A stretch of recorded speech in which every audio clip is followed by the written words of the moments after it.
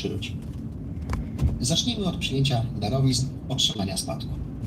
W Wielkiej Brytanii podarowanie darowizny ma konsekwencje przy podatku spadkowym. Naliczany jest też podatek od spadku, ale tylko jeśli spadkodawca, czyli osoba, która zmarła, podlega pod prawo podatkowe w Wielkiej Brytanii. Przyjęcie darowizny czy spadku, na przykład po rodzicach, którzy nigdy w Wielkiej Brytanii nie mieszkali, nie wiąże się z obowiązkiem zapłaty podatku w Wielkiej Brytanii. Więc spokojnie możemy jako rezydenci Wielkiej Brytanii przyjąć spadek, przyjąć darowiznę od kogoś, kto mieszka na stałe w Polsce i nie jest i nie był rezydentem podatkowym Wielkiej Brytanii i od strony brytyjskiej nie musimy się obawiać żadnych podatków. Nie trzeba też dokonywać żadnych formalności czy zgłoszeń. Spokojnie możemy przyjąć darowiznę czy spadek w takiej sytuacji bez zmartwień o podatki. Ale w tych przypadkach warto zrobić profesjonalną wycenę wartości nieruchomości. Czemu? Na to zwrócę uwagę przy rozliczeniach dochodu ze sprzedaży. Gdyż jeśli potem sprzedamy taką otrzymaną darowiznę czy spadek, czy my, jako rezydenci Wielkiej Brytanii, podarujemy ją w przyszłości swoim dzieciom, tu mogą już wystąpić konsekwencje podatkowe. Spójrzmy teraz na to, jak rozliczamy dochody z wynajmu.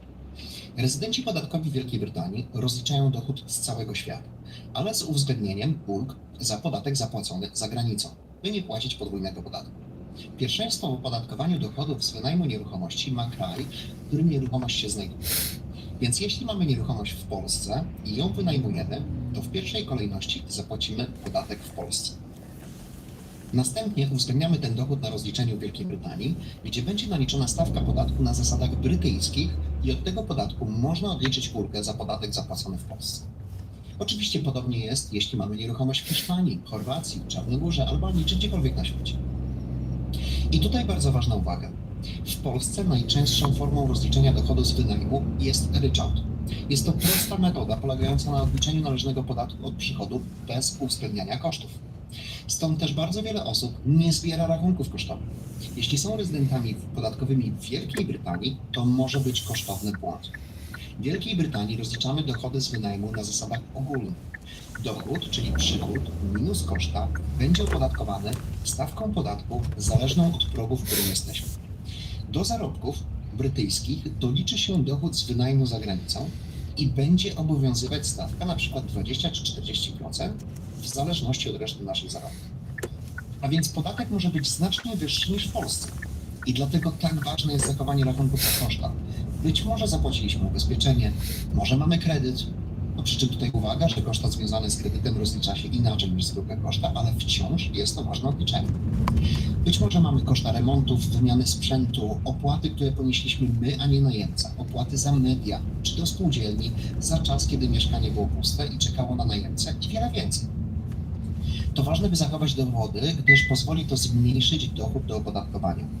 Mimo że te rachunki nie są nam w Polsce potrzebne, bo tam jest ryczałt, to w Wielkiej Brytanii będą miały ogromne znaczenie, by zmniejszyć wysokość podatku. A przy większych kosztach i zastosowaniu ulgi za podatek zapłacony w Polsce może nawet być tak, że nie dopłacimy podatku w Wielkiej Brytanii. Koniecznie należy zachować więc wszelkie rachunki, które będą stanowić dowód poniesionych kosztów. I przejdźmy teraz do rozliczeń dochodu ze sprzedaży. Gdy sprzedamy nieruchomość, która nie jest naszą główną rezydencją, zysk ze sprzedaży może podlegać pod podatek Capital Gains Tax, podatek od zysków kapitałowych. Rezydent podatkowy w Wielkiej Brytanii, który sprzedaje nieruchomość za granicą, może mieć obowiązek zapłacić podatek kapitałowy od zysku ze sprzedaży. Podatek płacony jest od zysku, a więc od ceny, za jaką nieruchomość została sprzedana, odejmujemy cenę zakupu. A także odejmujemy koszty okołozakupowe i okołosprzedażowe, na przykład koszty notariusza czy prowizje agencji. Podatek wynosi 18 bądź 24% od zysku, a pierwsze 3000 funtów zysku w roku podatkowym jest nieopodatkowany. Jeśli nieruchomość otrzymaliśmy w darowiźnie czy spadku, to zysk będzie liczony jako różnica między ceną sprzedaży a rynkową wartością nieruchomości w momencie, gdy ją otrzymaliśmy. Stąd ważna jest wycena, o której wspomniałem wcześniej. Zdarzyło mi się spotkać z tym, że kwota podana na akcie notarialnym darowizny była niższa niż faktyczna wartość nieruchomości. Taki zapis może być bardzo niekorzystny, bo sztucznie powiększa zysk ze sprzedaży i powiększa wysokość podatku kapitałowego w Wielkiej Brytanii. Dlatego profesjonalna wycena zrobiona w momencie przyjęcia darowizny czy spadku może być później bardzo pomocna. Jednym z najczęstszych błędów jest przekonanie, że skoro w Polsce po tak posiadanie nieruchomości, można ją sprzedać bez podatku, to nie będzie obowiązku podatkowego w Wielkiej Brytanii. To błąd. W myśl prawa brytyjskiego posiadanie nieruchomości przez 5 lat bądź więcej nie zwalnia z opodatkowania podatkiem kapitałowym. Gdyby ktoś nieruchomość w Polsce sprzedał przed upływem 5 lat i w Polsce musiał zapłacić podatek, to od podatku brytyjskiego odejmowana byłaby ulga za podatek zapłacony w Polsce. Gdy jednak nieruchomość w Polsce jest sprzedana po 5 latach i podatek w Polsce wynosi 0, to i ulga w Wielkiej Brytanii wynosi 0, a więc płaci się pełną stawkę podatku w Wielkiej Brytanii. Od zysku można oprócz kosztów okołosprzedażowych i okołozakupowych odliczyć też koszta związane ze znacznym podniesieniem wartości nieruchomości. Jeśli na przykład odziedziczyliśmy nieruchomość w złym stanie technicznym i zapłaciliśmy za kosztowny remont, jednocześnie zwiększając jej standard, to takie koszta najprawdopodobniej będzie można odliczyć od zysku i pomniejszyć przyszły podatek kapitałowy. Spójrzmy na darowizny, ale od podarowania. Czwarta najczęstsza sytuacja to darowizny, tak zwane przepisanie nieruchomości. Ważną sprawą, o której niewiele osób wie, a dotyczy rezydentów podatkowych w Wielkiej Brytanii, jest to, że jeśli przepiszemy, czyli podarujemy jako darowiznę nieruchomość, na przykład swoim dzieciom, to w myśl przepisów podatkowych brytyjskich jest to zbycie się nieruchomości, a więc moment, w którym może należeć się podatek od zysków kapitałowych. Jak to wygląda? Najlepiej zilustruję to na przykładzie. A więc nasz Jaś otrzymał dom po rodzicach w spadku. Jaś jest rezydentem podatkowym Wielkiej Brytanii. Rodzice Jasia nigdy rezydentami nie byli. Jaś więc nie płaci żadnego podatku w Wielkiej Brytanii, bo zwyczajnie otrzymał spadek. W tym momencie podatku nie będzie. Dom warty był 300 000 złotych. Po paru latach Jaś decyduje się, że przepisze dom na swoje dzieci, po połowie na każdy. Dom w momencie przepisania warty był już 500 000 złotych.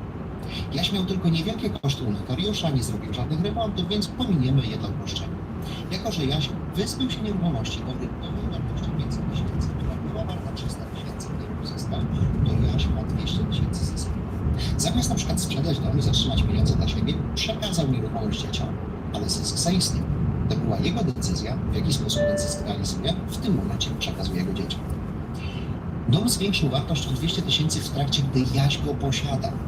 200 000 złotych to w przybliżeniu 40 000 funtów. Pierwsze 3 000 jest nieopodatkowane, a więc Jaś ma 37 000 funtów zysku do opodatkowania podatkiem kapitałowym. Jaś w pracy zarabia 60 000, więc całość zysku wpada do wyższego progu, a więc Jaś zapłaci 24% podatku od 37 000. Zauważmy, że nie ma znaczenia, czy dzieci Jasia są rezydentami Wielkiej Brytanii, polscy, czy w jakimkolwiek innym kraju na świecie. To Jaś ma zysk i on jest rezydentem Wielkiej Brytanii. Ten zysk 200 000, który posiada Jaś, jest jego i on dysponuje nim wedle własnego uznania. W tym naszym przykładzie przepisuje swój podatek dzieci, a więc to Jaś ma do zapłaty podatek od zysków kapitałowych. Wyjątkiem od tej sytuacji jest przepisanie nieruchomości na żonę bądź męża. Darowizny między małżonkami są zwolnione z podatku od zysków kapitałowych. Stąd też przed sprzedażą nieruchomości za granicą warto sprawdzić, kto jest jej formalnym właścicielem. Może okazać się tak, że warto przepisać część udziałów w nieruchomości na małżonka na długo przed sprzedażą, by skorzystać z 2 kwot wolnych od podatku od zysków kapitałowych, czy też zmniejszyć większą część zysków w niższych progach podatkowych.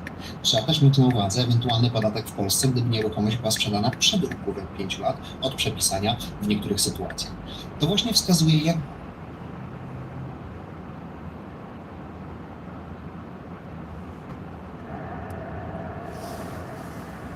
On July 20th, 1969, at 10:56 p.m., Neil Armstrong became the first human to step into another world, the moon. That's one small step for man, one giant leap for mankind. We may possibly witness such an epic moment on Mars very soon. From a technical point of view, we're much closer today to being able to send humans to Mars than they were to being able to send men to the moon in the 1960s. This might be just the prologue to one of mankind's greatest challenges, settling on a world away from Earth. a space colony on Mars might become a reality in the near future. The Earth might well become uninhabitable due to climate change or the impact of a huge asteroid. We have the probability that a big asteroid might hit the Earth, like it was done in the past when the dinosaurs died out. The only way to guarantee the survival of our species may be to create a new home off Earth. The amazing discovery of huge amounts of water has boosted interest in Mars, putting it in the spotlight. NASA and ESA, the European Space Agency, and private companies such as SpaceX are already working on projects for settlements on the Red Planet in the coming decades. But it won't be an easy road. Mars is so far from Earth that the spaceflight would be about 6 to 9 months, involving long exposure to cosmic radiation and gravity. We will also need to overcome the engineering difficulties of landing on Mars due to its thin atmosphere. That future colony on Mars will need effective shielding, as the ionizing radiation that reaches the surface is extremely high and would be lethal. The atmosphere is so thin that if you were not protected by a spacesuit and by accident you were exposed to the atmosphere of Mars, your blood would boil instantaneously. All those difficulties make the construction of a permanent settlement on Mars a huge, unprecedented technological challenge. This is a game where you have to do everything right and roll 7-11 or doubles. Our descendants, who might live on Mars, will remember the moment they established the first space colonies as one of the greatest milestones of humanity.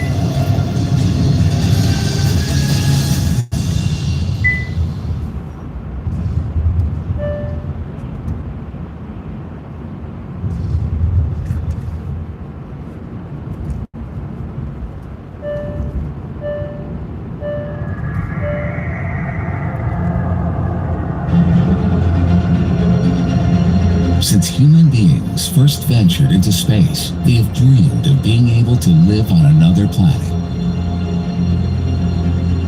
Among all the planets of the solar system, there is one that is considered one of the best targets for possible human colonization: Mars. Its surface conditions and the presence of water on Mars make it the most hospitable planet in the solar system, other than Earth. Mars is the most similar planet in terms of environmental circumstances, and it is the one that has the most resources to support human settlement. Since the first close-up pictures of Mars by Mariner 4 in 1965, several NASA spacecraft voyages to the Red Planet have revealed a very familiar world. If you look at the landscape on Mars, it looks like Australia or Arizona.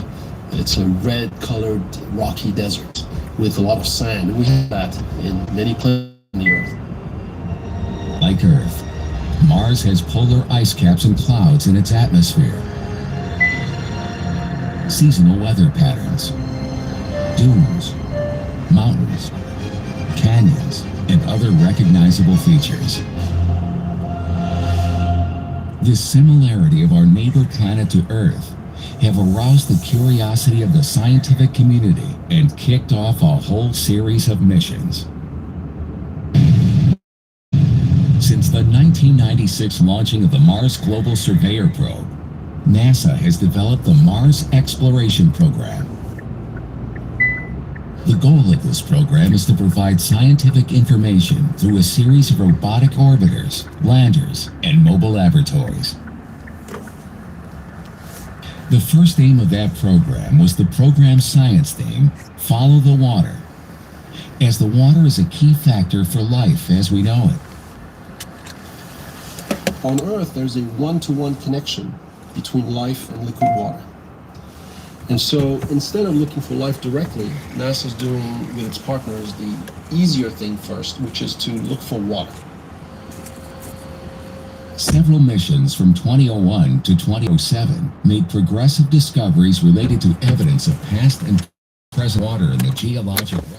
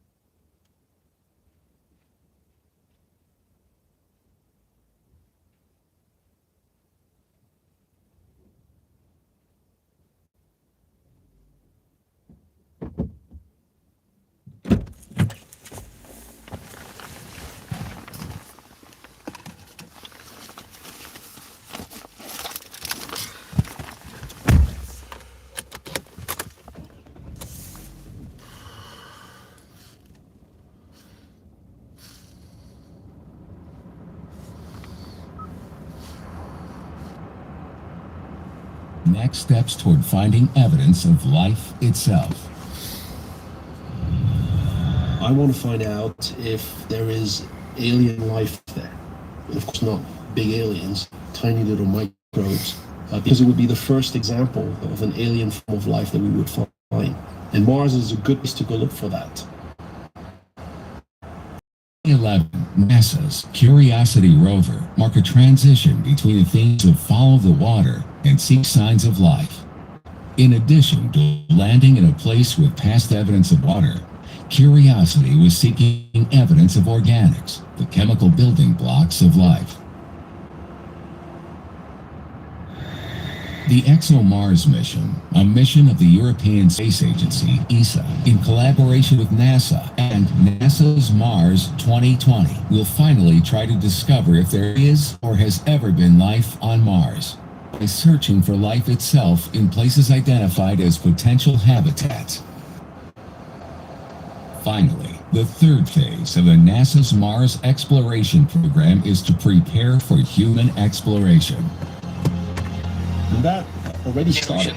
We're already planning the human exploration on Mars. I personally hope that it will happen in maybe the late 2030s.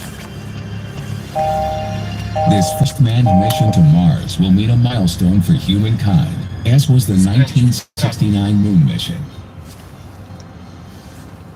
When this happens, we will be able to say that our path to the colonization of Mars will have started.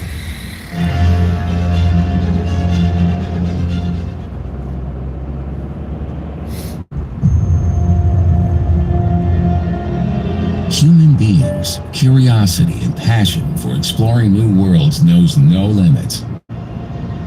We always want to go beyond our boundaries. The origin of this impulse answers the need of the species to find new habitats that encourage its development. Now, our next frontier is beyond the Earth. Space colonization is the next logical link in our evolution as a species. Beyond the Earth, there are a huge number of resources that we could benefit from to keep growing. This is a way that the human population can grow and thrive for thousands of years. We can clean up the biosphere, and humanity can expand into the solar system. Space expansion and colonization might be the beginning of a new era for humankind to reach an unprecedented level of development. In addition, it could be the only way to avoid its destruction by external causes or even self-destruction. The choice could be, as H.G. Wells said, the universe or nothing. Climate change has become a serious threat for civilization, and we are already starting to suffer its first consequences. Another threat, the danger of an asteroid impacting our planet, is real, and the consequences could be catastrophic. We have the probability that the asteroid might hit the Earth like it was done in the past when the dinosaurs died out. It's not likely to happen tomorrow or even in our lifetimes, but it is definitely going to happen sooner or later, and so it would be best if we were prepared for that. A permanent base beyond the Earth would guarantee not just an alternative home in case of need, but also access to a huge number of resources out there. Mars, due to its characteristics, is considered one of the best possible places for that future permanent base off Earth.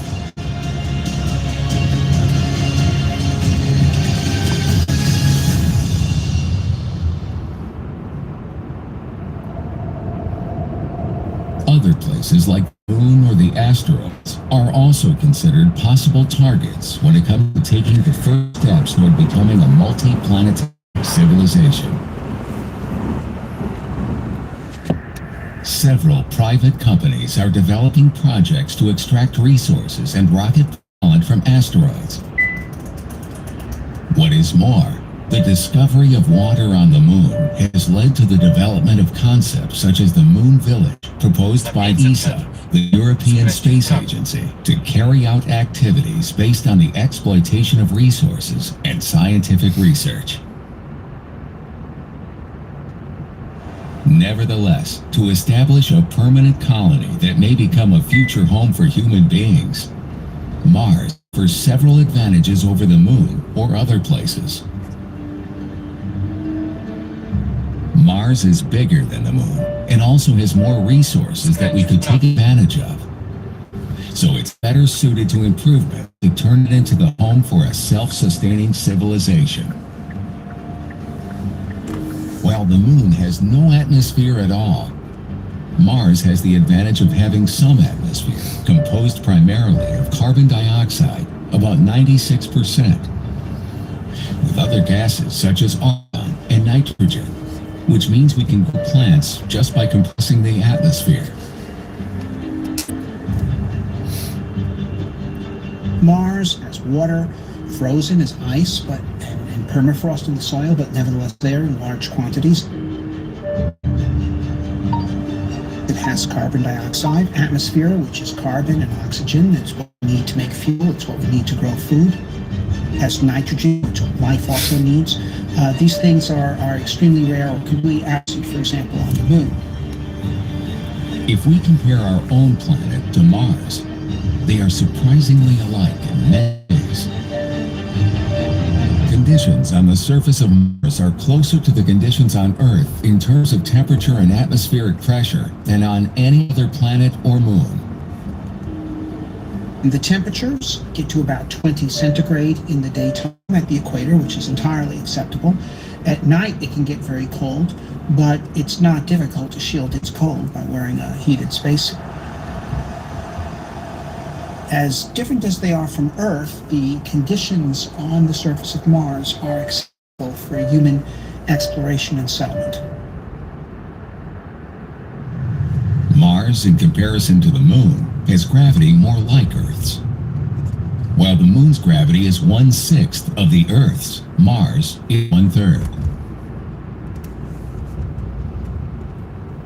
Thanks to studies done at the International Space Station, the only available laboratory of zero gravity, we know that the lack of gravity is a health problem in the long term.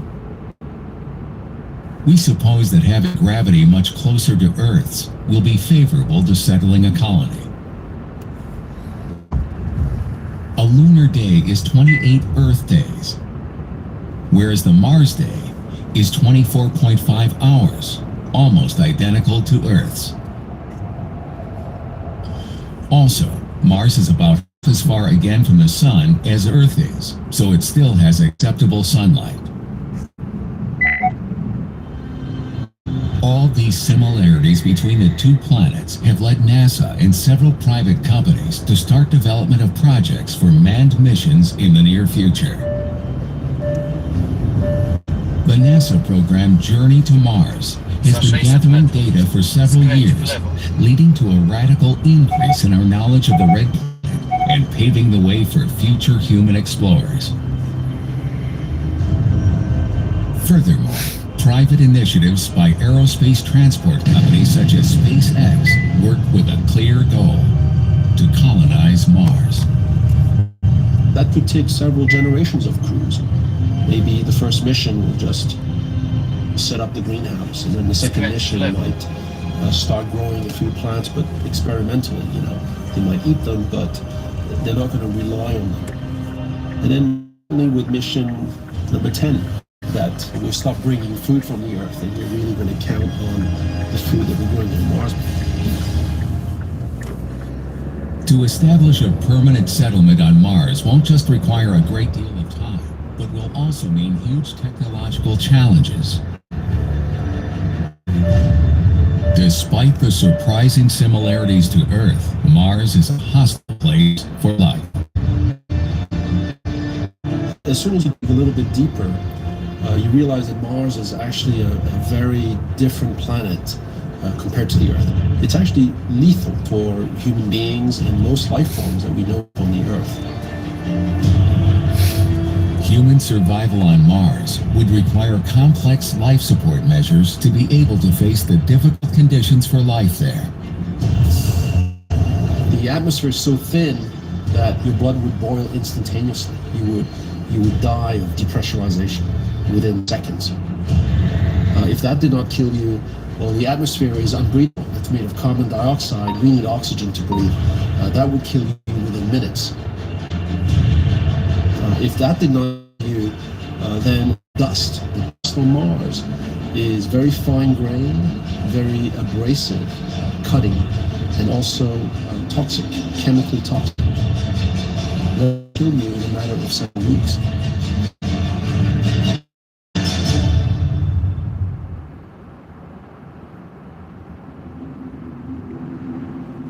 One possible suggestion for making Mars conditions acceptable for the human beings would be to transform the planet, adapting it to the needs of human life.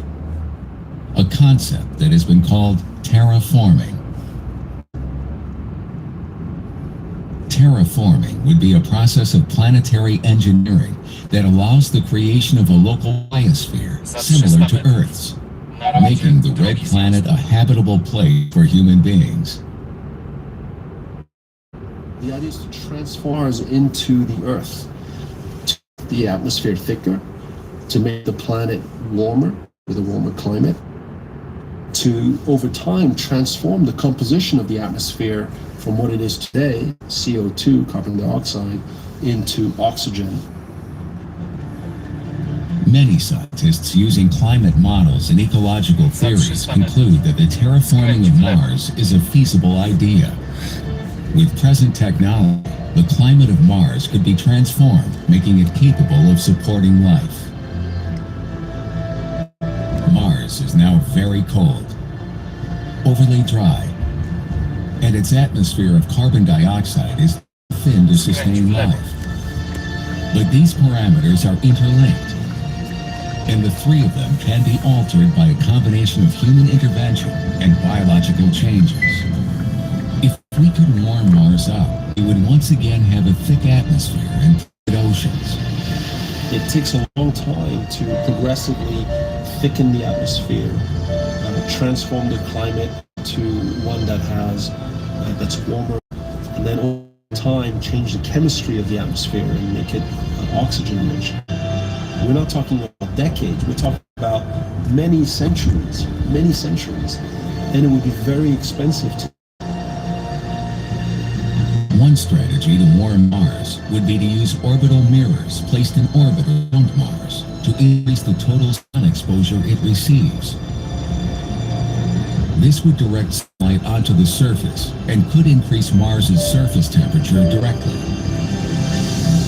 What you have to do is heat up the surface using mirrors in space to get some of the trapped water and the carbon dioxide back into the atmosphere. The other strategy to raise atmospheric temperature would to provoke an artificial greenhouse effect. We know about gases that are much more powerful than carbon dioxide as greenhouse agents. And these are like fluorocarbon gases. And we could produce these artificially on Mars. On Earth, we do produce these things, we use them for refrigerants. On Mars, we would just release them into the atmosphere.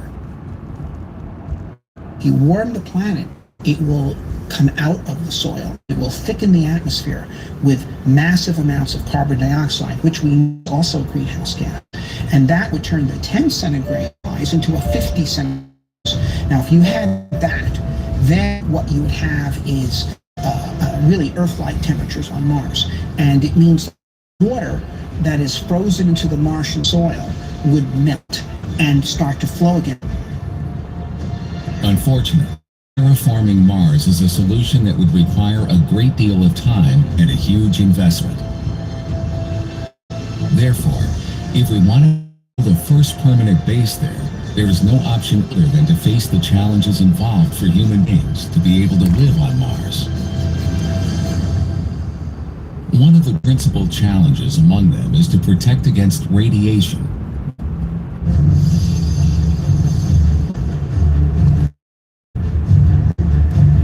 Radiation is a natural phenomenon that could cause severe damage to human beings by seriously affecting their DNA. The Martian surface has high levels of radiation due to its very thin atmosphere and lacks Earth's global magnetosphere. In addition to this, from time to time there are solar protons that produce much higher doses of radiation. Mars doesn't have a magnetic field, so galactic cosmic rays get through the thin atmosphere, solar flares, some of that gets through, and it can disrupt the DNA. So you need a habitat that shields the astronaut. The Mars Odyssey spacecraft measured this cosmic radiation. It found that radiation levels in orbit above Mars are 2.5 times higher than at the International Space Station. A 3-year exposure to such levels would be close to the safety limits currently adopted by NASA. The effects on living organisms have been closely studied. Photons from cosmic radiation may cause twice as much serious damage to DNA as previously estimated, exposing astronauts to greater risk of cancer and other diseases. NASA is exploring a variety of alternative techniques and technologies, plasma deflectors to protect astronauts and spacecraft from radiation. Nevertheless, a 100% effective technique has not yet been developed.